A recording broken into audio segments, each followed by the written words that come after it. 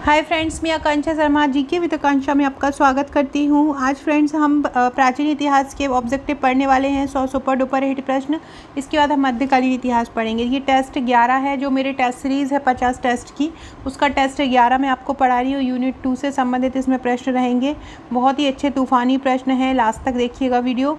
ये मेरे प्रीलिम्स की टेस्ट सीरीज़ है। अभी भी आपके पास जो 16-17 दिन रह गए हैं, उनमें भी अगर आप इसकी सॉफ्ट कॉपी लेके कॉपी कराकर उसकी प्रैक्टिस करते हैं तो आपकी बहुत अच्छी प्रैक्टिस हो जाएगी।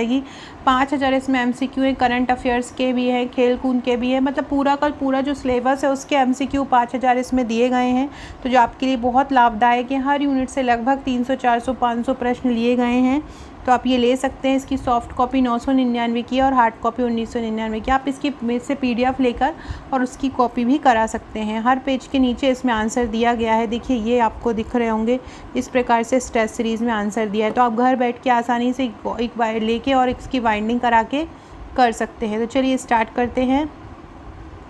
पहला क्वेश्चन है, सिंधु सभ्यता किस काल से संबंध रखती है? ऐतिहासिक, पूरा ऐतिहासिक, परा ऐतिहासिक या आद्य ऐतिहासिक? इनमें से सिंधु सभ्यता किससे करती है? तो सिंधु सभ्यता आद्य ऐतिहासिक युग से संबंध रखती है। मोहनजोदड़ो की सबसे बड़ी इमारत कौन सी है? बहुत बड़ी, नहाने की जगह, बड़ा धान्यगार, सभा भवन या आयताकार? तो जो मोहनजोदड़ो की सबसे बड़ी जो इमारत है वो सबसे बड़ा जो धान्यागार है, जहाँ पे धान्य रखा जाता था, तो सबसे बड़ा धान्यागार जो है वो मोहनजोदड़ो की सबसे बड़ी इमारत है। सिंधु घाटी सभ्यता की खोज से किन दो भारतीयों का नाम जुड़ा हुआ है? तो इसमें जुड़ा हुआ है राखलदास बनर्जी तथा दयाराम साहनी। किस हड़प्पा स्थल से खुदाई में घोड़े की अस्थियां प्राप्त हुई हैं?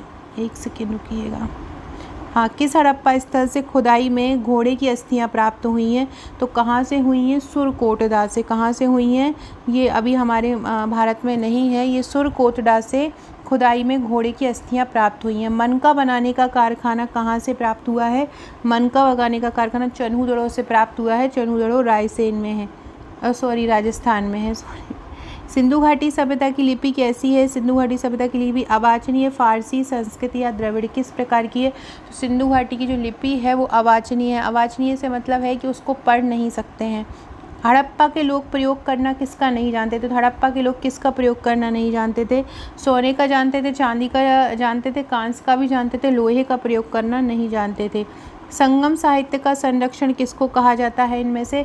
तो संगम साहित्य का संरक्षक पांड्य को कहा जाता है। किसको कहा जाता है? संगम साहित्य का संरक्षक पांड्य को कहा जाता है। निम्नलिखित में से किसका सही मेल नहीं है? महाकाल मंदिर उज्जैन में है, बिल्कुल सही है।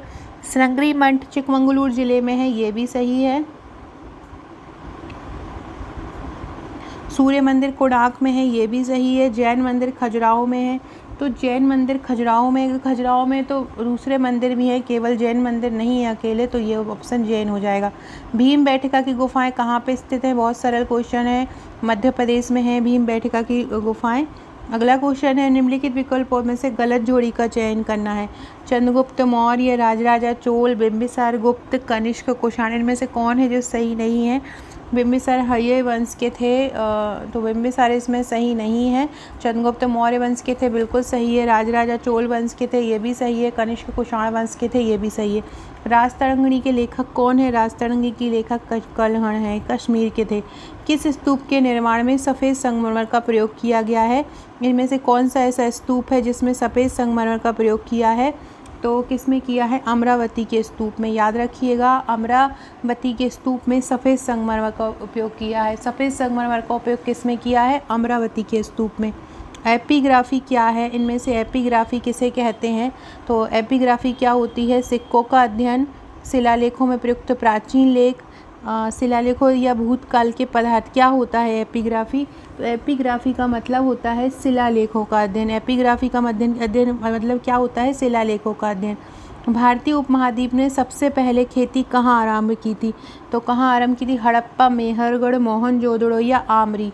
तो कहाँ पे सबसे पहले खेती आरंभ हुई थी भारतीय उपमहाद्वीप में? मेहरगढ़ में आरंभ हुई थी सबसे पहले खेती। प्रसिद्ध बृहदेश्वर मंदिर कहाँ पर स्थित है? प्रसिद्ध बृहदेश्वर मंदिर तंजौर में स्थित है। कहाँ पर है बृहदेश्वर मंदिर? तंजौर में है। महाबलीपुरम के स्मारकों के समूह को किसने बनवाया था? महाबलीपुरम के स्मारकों के समूह को पल्लव राजाओं ने बनवाया था। याद रखिएगा, महाबलीपुरम में स्मारकों का समूह को किसने बनवाया था? तो पल्लव राजाओं ने महाबलीपुरम के स्मारक को बनवाया था। महाबलीपुरम को जो पल्लव में तो बनवाया था, लेकिन पल्लव में भी किसने बनवाया था? ये क्वेश्चन बहुत इंपॉर्टेंट है महाबलीपुरम वाला। तो ये बनवाया था नरसिंह वर्मन ने। किसने बनवाया था? नरसिंह वर्मन ने बनवाया था। चोलों के समय बृहदेश्वर मंदिर कहाँ पे था? तो चोलों के समय बृहदेश्वर मंदिर तंजावुर था। नई दिल्ली को भारत की राजधानी कब बनाई गई थी? तो कब बनाई थी नई दिल्ली को भारत की राजधानी? 1911 में। सौर मंदिर कहाँ पर स्थित है? सौर मंदिर महाबलीपुरम में स्थित है। सौर मंदिर कहाँ है? महाबलीपुरम में। कौन से चोल राजा ने मालदीपों के द्वीपों पर दरियाई विजय पाई थी? तो कौन से चोल राजा ने मालदीव के द्वीपों पर दरियाई विजय पाई थी? राज राजा ने पाई थी। किसने पाई थी? राज राजा ने। प्राचीन चोल साम्राज्य की राजधानी क्या थी? प्राचीन चोल साम्राज्य की राजधानी थे उदयपुर। नटराज की प्रसिद्ध कांस्य कलाकृति किस कला का एक प्रसिद्ध नमूना है? तो नटराज की जो कांस्य कलाकृति है वो चोल कला का नमूना है। एलोरा के प्रसिद्ध कैलाश मंदिर का निर्माण किसने किया था? राष्ट्रकूटों ने एलोरा के कैलाश मंदिर का निर्माण किया था। किस चोल शासक के विषय में कहा जाता है कि उसकी हत्या क्रुद्ध भीड़ ने कर दी थी? मतलब एक गुस्से वाली भीड़ ने कर दी थी। अधिराजेंद्र। अधिराजेंद्र के बारे में कहा जाता है कि उसकी हत्या एक क्रुद्ध भीड़ ने कर दी थी। किसके बारे में कहा जाता है? अधिराजेंद्र के बारे में कहा जाता है।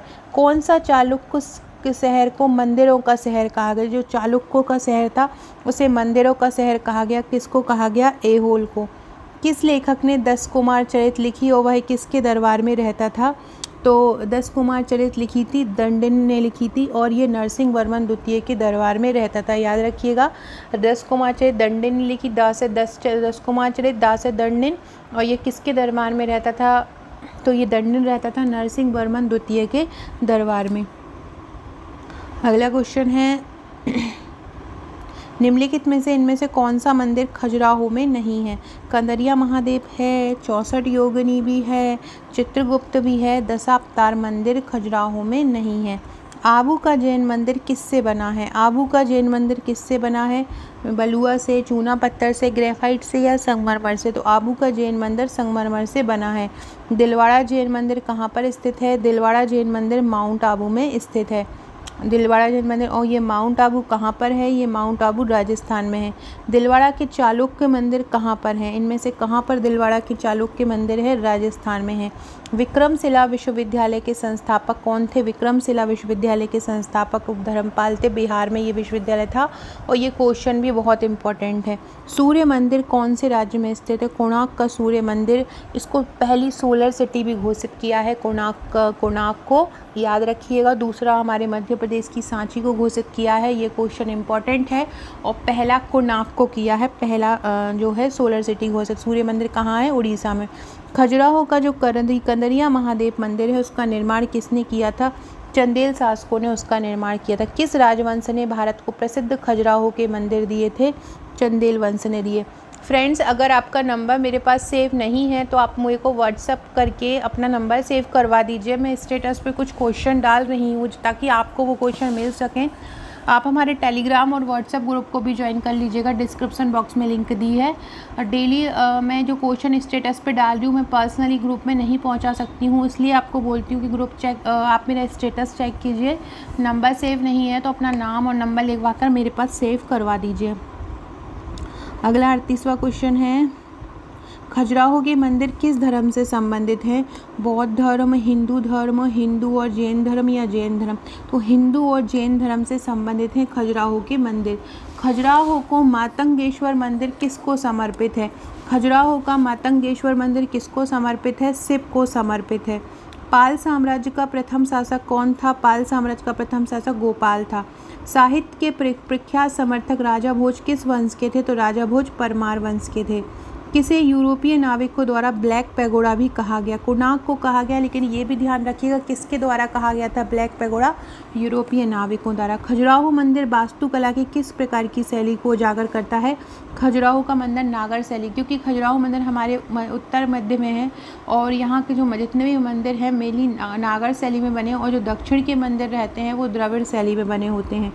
उस कवि का नाम बताइए जिसने पृथ्वीराज रासो नामक एक कविता लिखी थी जिसमें पृथ्वीराज के जीवन का वर्णन है, वो है चंदर वरदाई। उड़ीसा का प्रसिद्ध कोणार्क मंदिर किसने बनवाया था? उड़ीसा का जो कोणार्क मंदिर है वो नरसिंह देव ने बनवाया था। गीत गोविंद के रचयिता जयदेव का संरक्षक कौन सा शासक था? तो जयदेव किसके उसमें रहते थे, संरक्षण में? तो जयदेव रहते थे, किसके संरक्षण में रहते थे? जयदेव लक्ष्मण सेन के संरक्षण में रहते थे। पुरी में रथ यात्रा किसके सम्मान में आयोजित की जाती है? भगवान जगन्नाथ के में। किसके लिए की जाती है? भगवान जगन्नाथ के लिए पुरी रथ यात्रा आयोजित की जाती है। अगला क्वेश्चन है फ्रेंड्स, इस टेस्ट में इतिहास के करीब 7 से 8 टेस्ट हैं, अगर वो आप लगा लेंगे तो बहुत सारे क्वेश्चन का जो डाउट है वो आपका हल हो जाएगा। तराइन के प्रति मैं मैराथन वीडियो भी लाने वाली हूँ अपनी एन सीरीज़ में, बहुत सारे जो आपको मैराथन करवा दूँगी। 3 या 4 तारीख से मैं लेके आऊँगी। एक दिन में 3-4 घंटे की क्लास रहा करेगी, एक क्लास 1 घंटे की रहा करेगी, तो मैराथन में आपके पूरे ऑब्जेक्टिव क्लियर हो जाएंगे। तराइन के प्रथम युद्ध में किसको पृथ्वीराज चौहान ने हराया था? मोहम्मद गौरी को हराया था। और तराइन के द्वितीय युद्ध में क्या हुआ था कि मोहम्मद गौरी ने पृथ्वीराज चौहान को हरा दिया था। इनमें से किसने अहमदाबाद शहर को खोजा जो गुजरात की राजधानी अनहिलवाड़ से बदली गई? तो किसने खोजा था? अहमद शाह ने अहमदाबाद को खोजा। पाल वंश के किस शासक ने विक्रमशिला विश्वविद्यालय की नींव रखी? धर्मपाल ने। राजस्थान में माउंट वाना का जो दिलवाड़ा मंदिर है किस धर्म का है? जैन धर्म का। आज भी भारत में हेनसांग को याद करने का मुख्य कारण क्या है? सीयू की रचना। हेनसांग की जो प्रसिद्ध रचना, हेनसांग जो हर्षवर्धन के काल में आया था 7वीं शताब्दी में, और इन्होंने सीयू की रचना की थी। किसकी? इनका जो ग्रंथ था उस ग्रंथ का क्या नाम था? सीयू की था। सीयू की नामक यात्रा विवरण किससे जुड़ा हुआ है? तो याद रखिएगा किससे जुड़ा हुआ है? हेनसांग से जुड़ा हुआ है। चीनी लेखक भारत का उल्लेख किस नाम से करते हैं? चीनी उल्लोग लेखक जो होते हैं भारत का वर्णन करते हैं इन तू के नाम से। किसके नाम से? इन तू के नाम से करते हैं। भारत का सबसे प्राचीन बिहार कौन सा है? भारत का सबसे प्राचीन बिहार है नालंदा। कौन सा है? नालंदा। अजंता एलोरा गुफा मंदिर कहाँ पर है? अजंता एलोरा गुफा मंदिर है महाराष्ट्र में। कहाँ पर है अजंता एलोरा गुफा मंदिर? महाराष्ट्र में। प्राचीन भारत के एक विख्यात चिकित्सक धन्वंतरी किसके दरबार की शोभा पाते थे? चंद्रगुप्त विक्रमादित्य। धन्वंतरी किसके दरबार की शोभा में रहते थे? चंद्रगुप्त विक्रमादित्य। याद रखिएगा धन्वंतरी किसके दरबार में थे? चंद्रगुप्त विक्रमादित्य के दरबार में रहते थे। अगला क्वेश्चन है, किस स्थल के साथ गुप्त काल में भारत का घनिष्ठतम संबंध था? इनमें से किस स्थल के साथ गुप्त काल में भारत का घनिष्ठतम संबंध था? दक्षिण पूर्व एशिया से। बराहमीर का पंच सिद्धांतिका किससे संबंधित है? तो बराहमीर का जो पंच सिद्धांतिका है वो ज्योतिष से संबंधित है। अष्टांग हृदय किस विषय का ग्रंथ है? अष्टांग हृदय आयुर्विज्ञान का है। याद रखिएगा अष्टांग हृदय किसका ग्रंथ है? तो अष्टांग हृदय किस विषय का ग्रंथ है? ये आयुर्विज्ञान का है। प्राचीन भारत में मंदिरों को जो भूमि दी जाती थी वो क्या कहलाती थी? वो देवदेह कहलाती थी। मंदिरों को दी जाने वाली भूमि कौन सी भूमि कहलाती थी? देवदेह कहलाती थी। किस गुप्त सम्राट ने अपना नाम कविराज रखा था? कविराज किसने रखा था? तो कविराज अपना रखा था नाम सम्राट समुद्रगुप्त ने। ये समुद्रगुप्त जो थे बीड़ा बजाते थे और इन्होंने अपना नाम कविराज बोला था। इनको भारत का नेपोलियन भी कहा जाता था। गुप्त काल में किस धर्म का सबसे अधिक विकास हुआ था? तो गुप्त काल में जो विकास हुआ था वो हुआ था भागवत धर्म का। गुप्त काल में किस धर्म का सबसे अधिक विकास हुआ? भागवत धर्म का सबसे अधिक विकास हुआ। विष्णु धर्मोत्तर पुराण किस काल के हैं? विष्णु धर्मोत्तर पुराण जो है वो गुप्त काल का है। विष्णु धर्मोत्तर पुराण किस काल का है? गुप्त काल का है। पहला गुप्त शासक जिसने सिक्के जारी किए थे वो कौन है? पहला गुप्त शासक जिसने सबसे पहले सिक्के जारी किए थे वो चंद्रगुप्त प्रथम था। पहला गुप्त शासक जिसने सिक्के जारी किए वो कौन था? चंद्रगुप्त प्रथम था। अगला है, प्रसिद्ध इलाहाबाद प्रशस्ति का लेखक कौन था? इलाहाबाद प्रशस्ति का लेखक था हरिसेन। इलाहाबाद प्रशस्ति का लेखक कौन था? इलाहाबाद प्रशस्ति का लेखक था हरिसेन। कालिदास का क्या कार्य है? ये बताना है कि इसमें से कालिदास की कौन सी रचना नहीं है। तो अभिज्ञान शकुंतलम भी है, मेघदूत जिसमें अमरकंटक का वर्णन किया है, रघुवंशम भी है, भगवान शिव का वर्णन किया, भगवान शिव और पार्वती का रघुवंशम में, इसमें मालविका और अग्निमित्रम की कहानी है। मालविका, अग्निमित्रम में ऋतुसंहार और कुमार संभव, ये सभी कालिदास की रचना है, तो आंसर सभी हो जाएगा। अफ़गानिस्तान का जो बामियान है वो किस लिए प्रसिद्ध है, तो ये बुद्ध की प्रतिमा के लिए प्रसिद्ध है अफ़गान का जो बामियान है। अगला क्वेश्चन है, किस मूर्तिकला में सदैव हरित स्तरित चट्टान का प्रयोग माध्यम के रूप में होता था, तो किस में होता था, गांधार मूर्तिकला में। गांधार मूर्तिकला में हमेशा हरित चट्टान का प्रयोग होता था जब भी उसकी मूर्ति बनाई जाती थी। प्राचीन काल के भारत पर आक्रमण के संबंध में निम्नलिखित पर बताओ कौन सबसे पहले आया, कौन बाद में आया, तो सबसे पहले यूनानी आए, फिर शक आए, फिर कुषाण आए। कौन कनिष्क के प्रथम के दरबार में नहीं गया था, तो देखो कनिष्क के दरबार में अश्वघोष भी गया था, वसुमित्र भी गए थे और पास भी गए थे। विशाखदत्त जो थे वो कनिष्क के दरबार में नहीं गए थे। निम्नलिखित नगरों में किसका उल्लेख कनिष्क के में अभिलेख में नहीं है, तो श्रावस्ती का उल्लेख जो है कनिष्क के अभिलेख में नहीं है। किस चीनी जनरल ने कनिष्क को हराया था, पान चाऊ ने हराया था। कनिष्क को किसने हराया था, पान चाऊ ने। कौन एक कनिष्क के दरबार से नहीं जुड़ा था, अश्वघोष, चरक, नागार्जुन या पतंजलि, तो कौन कनिष्क से नहीं जुड़ा था, तो पतंजलि नहीं जुड़ा था। हर्ष के सोने के सिक्के के पृष्ठ भाग पर किसका अंकन है, हर्ष के पास जो सोने का सिक्का है उसका जो पृष्ठ भाग है उस पर किसका अंकन है, उसका है शिव पार्वती का। हर्ष ने किस विश्वविद्यालय को विशेष संरक्षण दिया था, हर्ष ने नालंदा को विशेष संरक्षण दिया था।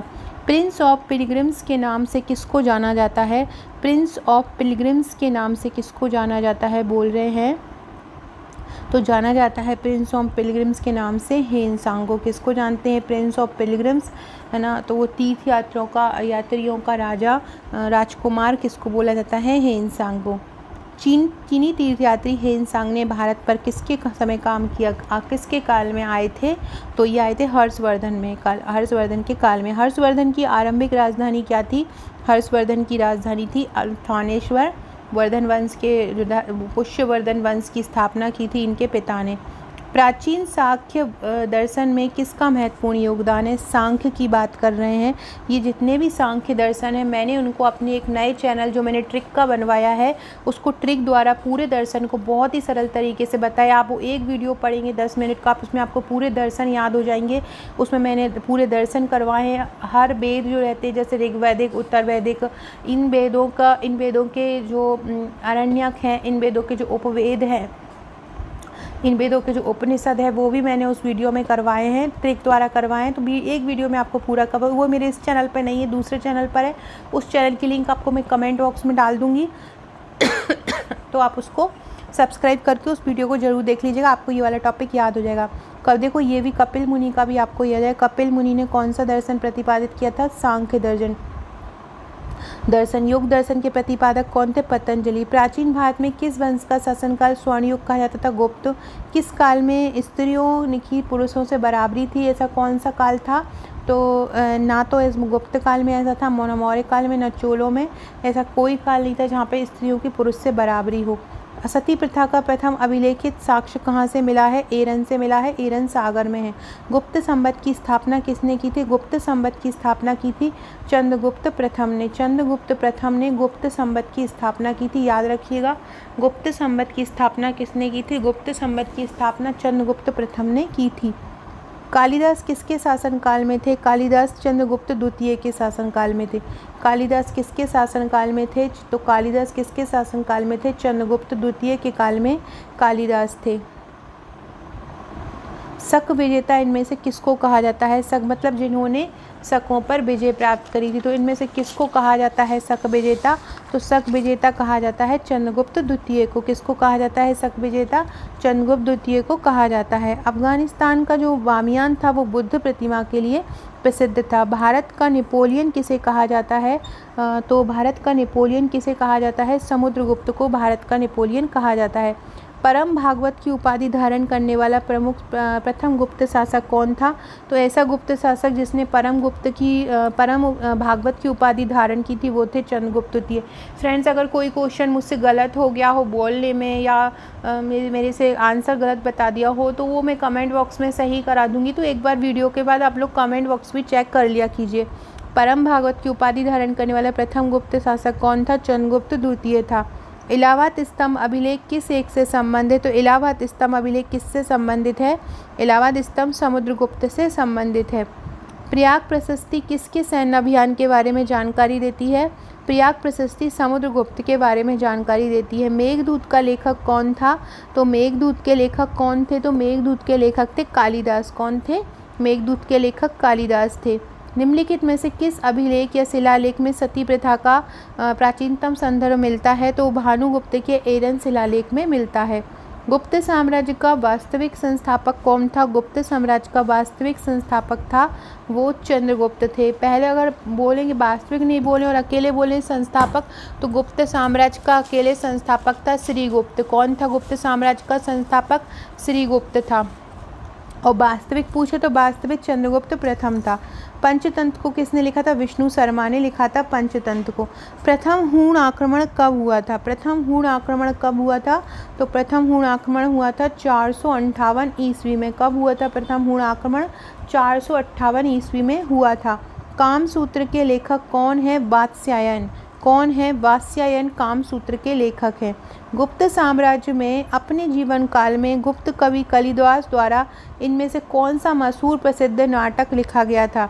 कालिदास द्वारा लिखा गया था गुप्त साम्राज्य में। तो कौन सा लिखा था? शकुंतलम, अभिज्ञान शकुंतलम नाटक लिखा था। किस राजवंश ने भारत को प्रसिद्ध खजुराहो के मंदिर दिए? चंदेल। सो फ्रेंड्स, ये था हमारे प्राचीन इतिहास के इंपॉर्टेंट क्वेश्चन थे। कल मैं आपको मध्यकालीन इतिहास के करवाऊंगी और आधुनिक इतिहास। इसके अलावा ये तो हमारे टेस्ट थे, इसके अलावा भी मैं आपको मैराथन वीडियो में बहुत सारे क्वेश्चन, लगभग 1,000 प्रश्न मध्य प्रदेश भूगोल हो, मध्य प्रदेश इतिहास हो और राजनीति से संबंधित कराऊंगी। इसके अलावा फ्रेंड्स, आप हमारी कुछ ई बुक्स भी हैं, इतिहास की भी हैं, भूगोल की भी हैं, ले सकते हैं। MPGK की one liner 5000 one liner, 1000 one liner, 3010 MCQ खरीद सकते हैं। ये प्रीलिम्स के नोट्स हैं, ये टोटल 12 बुकलेट आती हैं और आप हमारी जो जिस टेस्ट से पढ़ा रहे हैं वो टेस्ट भी परचेस कर सकते हैं। Okay friends, thank you.